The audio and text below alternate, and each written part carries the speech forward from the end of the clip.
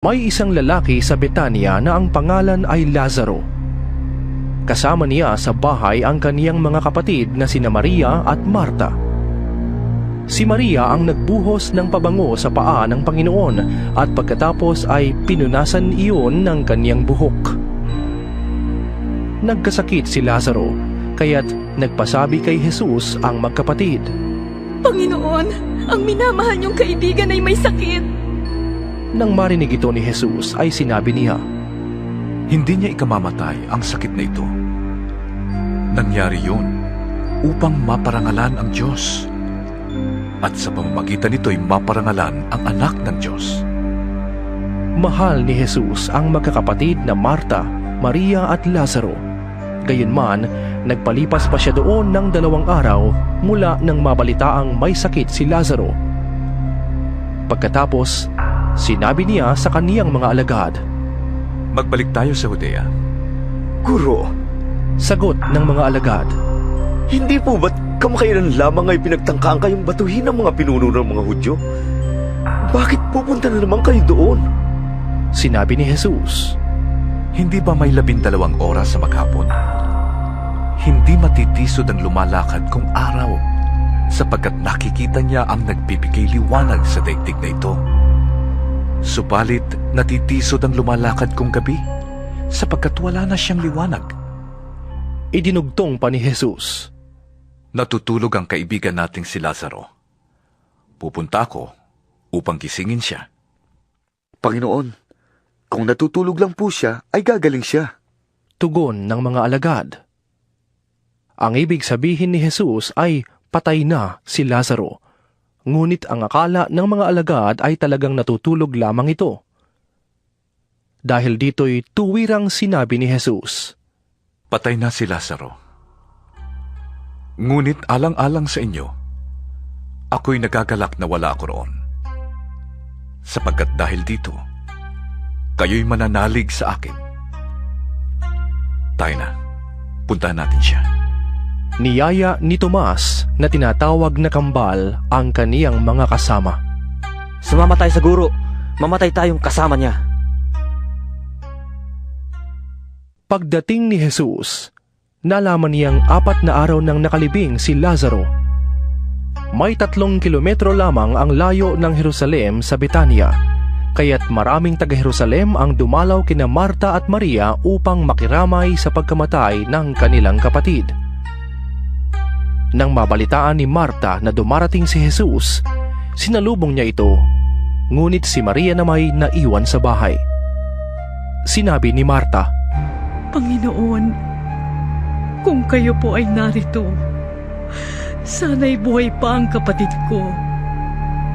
Ngunit nalalaman kong kahit ngayoy ipagkakaloob sa inyo ng Diyos ang anumang hingin ninyo sa Kanya. Muling mabubuhay ang iyong kapatid. sabi ni Jesus. Sumagot si Marta, Nalalaman ko pong siya'y mabubuhay uli sa huling araw, sa muling pagkabuhay. Sinabi sa kanya ni Jesus, Ako ang muling pagkabuhay at ang buhay. Ang sino mang sumasampalataya sa akin, kahit mamatay ay muling mabubuhay. At sino mang nabubuhay at sumasampalataya sa akin, ay hindi mamamatay kailanman. Naniniwala ka ba sa sinabi ko? Opo, Panginoon. sagot niya. Sumasampalataya po ako sa inyo at naniniwala akong kayo ang Mesiyas, ang anak ng Diyos na paparito sa daigdig.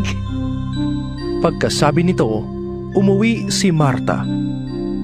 Tinawag niya si Maria at binulungan. Naririto na ang guro at ipinapatawag ka. Pagkarinig nito'y nagmamadaling tumayo si Maria upang salubungin si Jesus. Wala pa si Jesus sa nayon. Naroon pa siya sa lugar kung saan niya nasalubong si Marta. Nang makita ng mga nakikiramay na Hudyo na si Maria'y nagmamadaling tumindig at lumabas, siya'y sinundan nila. Akala nila'y pupunta siya sa libingan upang umiyak. Pagdating ni Maria sa kinaroroonan ni Jesus, nagpatira pa siya sa paanan nito. Panginoon, Sabi niya, kung narito po lamang kayo, hindi sana namatay ang aking kapatid. nahabag si Jesus at nabagbag ang kaniyang kalooban nang makita niyang umiiyak si Maria. Pati ang mga Hudyong kasama nito. Saan ninyo siya inilibing? Tanong ni Jesus. Sumagot sila. Panginoon, halika kayo, tingnan ninyo. Umiyak si Jesus. Kaya't sinabi ng mga Hudyo, Talagang mahal na mahal niya si Lazaro. sinabi naman ng ilan, Napagaling niya ang bulag. Bakit hindi niya nahadlangan ang pagkamatay ni Lazaro? muling nabagbag ang loob ni Jesus pagdating sa libingan. Ito'y isang yungib na natatakpan ng malaking bato. Alisin ninyo ang bato. Sabi ni Jesus. Sumagot si Marta na kapatid ng namatay. Panginoon, nangangamoy na po siya ngayon. 4 na araw na siyang patay. Sinabi ni Jesus. Hindi ba't sinabi ko sa iyo na kung mananalig ka sa akin, ay makikita mo ang kapangyarihan ng Diyos? At inalis nga nila ang bato. Tumingala si Jesus sa langit at sinabi, Ama, nagpapasalamat ako sa iyo sapagkat dininig mo ako. Alam kong lagi mo akong dinirinig. Ngunit sinasabi ko ito dahil sa mga taong naririto, upang maniwala silang ikaw ang nagsugo sa akin. Pagkasabi nito ay sumigaw siya. Lazaro! Lumabas ka! Lumabas nga si Lazaro na nababalot ng bendang panlibing ang mga kamay at paa at may nakatakip na panyo sa mukha. Sinabi ni Jesus sa kanila, Kalagan ninyo siya at nang makalaya. Marami sa mga Hudyong dumalaw kina Maria ang nakakita sa ginawa ni Jesus at nanalig sila sa kaniya. Ngunit may ilan sa kanila na pumunta sa mga Pariseo at ibinalita ang ginawa ni Jesus. Kaya't tinipon ng mga punong pari ng mga Hudyo at mga Pariseo ang mga kagawad ng Sanedrin.